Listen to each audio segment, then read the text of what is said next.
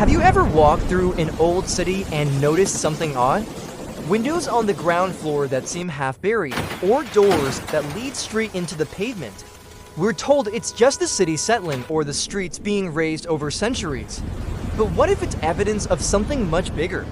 What if the world we know is built on the ruins of a lost, far more advanced civilization, and the truth has been deliberately buried, literally and figuratively?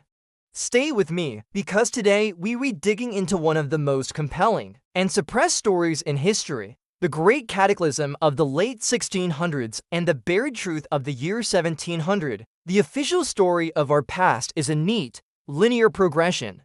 We started as primitive hunter-gatherers, slowly developed agriculture, built small towns, and eventually, through the Renaissance and Enlightenment, we arrived at the Industrial Revolution and the modern world.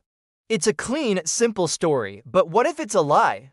Evidence from all over the world points to a different, more dramatic past. What if, around 300 years ago, a global catastrophe occurred? We don't know exactly what it was. Some researchers suggest a massive mud flood, where liquefaction of the soil caused entire continents to be covered in feet of sediment. Others theorize a comet impact, an atmospheric electricity event, or even a cyclical solar flare. The cause is a mystery, but the effect is undeniable. Imagine a world not unlike our own in its architectural grandeur, suddenly wiped out. Cities with magnificent, ornate buildings, constructed with a precision we struggle to replicate even today, were buried under 10, 20, even 30 feet of mud, sand, and debris. The population was decimated overnight. The survivors, few and scattered, emerged into a post-apocalyptic landscape. Their world was gone, buried beneath their feet. This is where the story gets truly interesting. These survivors, often described and rewritten history as pioneers or primitive settlers, didn't build the new world from scratch. They found it, they became inheritors of a ghost civilization. They started digging all across the world. From the American West to the heart of Siberia, they uncovered the tops of colossal buildings. Think about those old photos from the 1800s showing grand, classical-style government buildings and cathedrals in seemingly empty, muddy landscapes. The official narrative says these fledgling towns built these enormous structures, but does that make any sense? How could small groups of pioneers, struggling just to survive, erect such masterpieces of engineering and artistry? These buildings often feature intricate stone carvings, towering columns, and perfect symmetry, hallmarks of an advanced, well-established culture, not a frontier settlement. The reality is, they weren't building them, they were excavating them. The ground floors we see today were originally the second, third, or even fourth floors.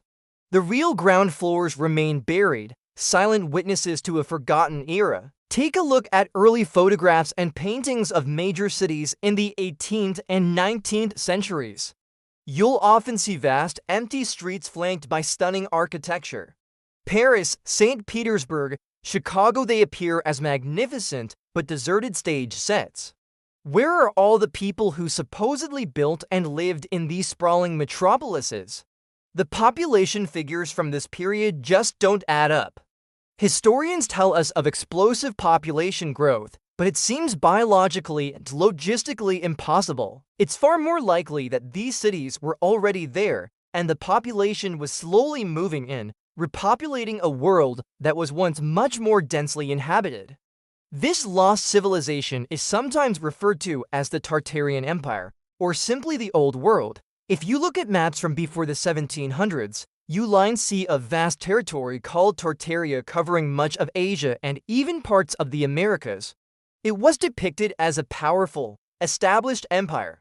Then, suddenly it vanishes from maps and history books, replaced by empty land or new, smaller countries. It's as if it was wiped from the record. Why? Because whoever took control after the cataclysm needed a new narrative. They needed to control the past to control the present and future, so history was rewritten. The story of a gradual, progressive human journey was invented to mask the truth of a sudden reset. The Renaissance and the Enlightenment weren't necessarily periods of brand new invention, but of rediscovery. Survivors were reverse engineering the technology they found in the ruins. The Industrial Revolution wasn't born from scratch. It was a desperate attempt to reclaim the knowledge and capabilities of the civilization that came before. Think about the so-called World's Fairs of the late 19th and early 20th centuries. We're told these incredible, palace-like structures were temporary, built of plaster and would just for an exhibition, and then torn down. Does that sound plausible? These were colossal, ornate buildings that would take decades to build with their modern technology. Yet we're meant to believe they were thrown up in a year or two, only to be demolished. It's more likely these fears were a way to showcase the excavated cities of the old world before they were either torn down to hide the evidence or repurposed for our modern society. They were showing us the magnificent inheritance they had found. The evidence is all around us, hiding in plain sight. It's in the sunken windows and basement doors of our oldest buildings. It's in the star forts, or bastions, found on every continent, massive, geometrically perfect structures that official history struggles to explain. Who built them and for what purpose? They seem more like energy devices or infrastructure from a global network than simple defensive forts. It's in the orphan trains of the 19th century, where hundreds of thousands of children were shipped across countries. Where did all these orphans come from? Were they the children of pioneers who died, or were they the descendants of the cataclysm survivors, rounded up and redistributed by the new ruling powers to break their connection to the past? They were given new names, new histories, and indoctrinated into the new narrative. This theory might sound like science fiction, but the inconsistencies in our official history are too vast to ignore. The timeline of technological development, the population statistics, the architectural anomalies, the cartographic mysteries, it all points to a major cover-up. We are living in the ruins of a much grander past, walking on layers of earth that conceal entire city levels. So who are they? Who controls this narrative? That's the million-dollar question. It seems a small group seized power in the chaotic aftermath of the disaster. They gathered the old knowledge for themselves, created institutions to control information like historical societies and universities, and fed the rest of humanity a simplified, fabricated history. A history that makes us feel small and primitive, dependent on them for progress and safety.